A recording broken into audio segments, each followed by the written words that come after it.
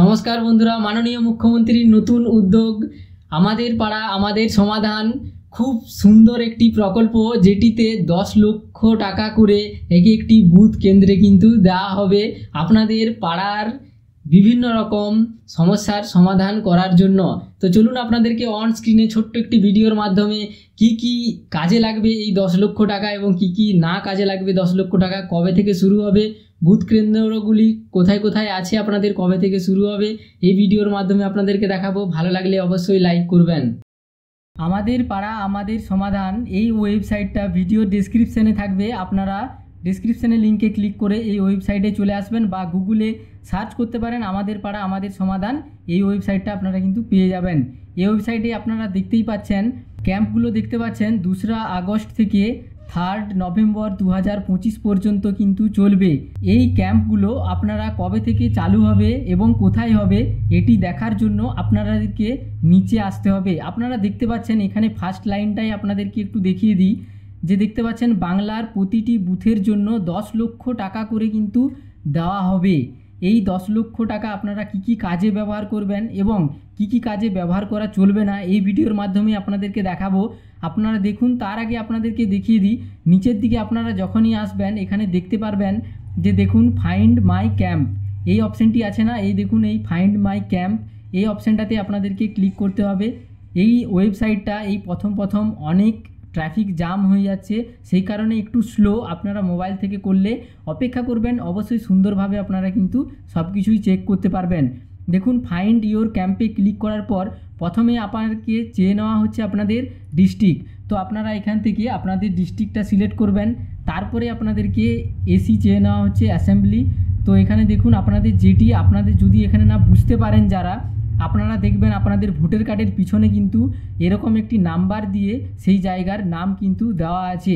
আপনারা এইভাবে সিলেক্ট করে নেবেন এবং ওই অ্যাসেম্বলির আন্ডারে কতগুলি ব্লক, সেই ব্লকগুলো এখানে শো হচ্ছে। তো আমি এখানে ব্লকটা সিলেক্ট করে নেব এবং মনে রাখবেন বন্ধুরা, এখানে যদি ব্লক দুরকম একই নাম থাকে, যদি মিউনিসিপ্যালিটি হয়ে থাকে তাহলে ব্র্যাকেটে কিন্তু এম থাকবে, এটা আপনারা ভালো করে দেখে নেবেন, নয়তো আপনারা খুঁজে পাবেন না।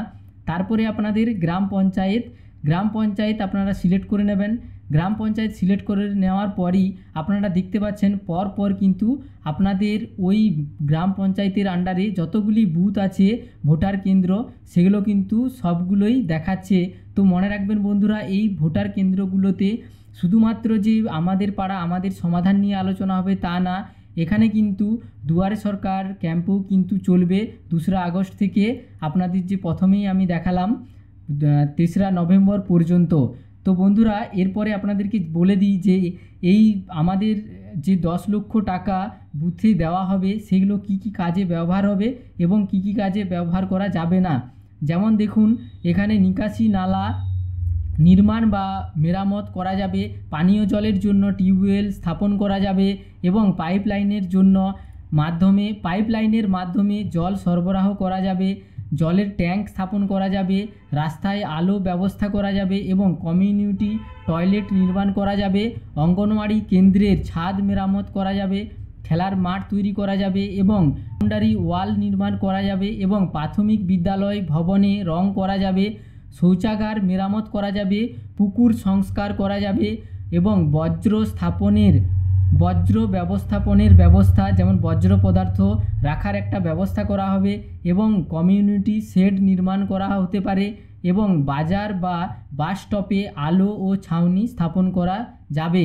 এবং এই কর্মসূচিগুলো তো এগুলো করা যাবে এবং যেই কর্মসূচিগুলো সীমাবদ্ধতা রয়েছে যেগুলো করা যাবে না সেগুলি হলো বড় ধরনের নির্মাণ কাজ, যেমন নতুন স্কুল, আইসিডিএস কেন্দ্র বা সরকারি দপ্তরের ভবন নির্মাণ এবং প্রকল্পের আওতায় করা যাবে না।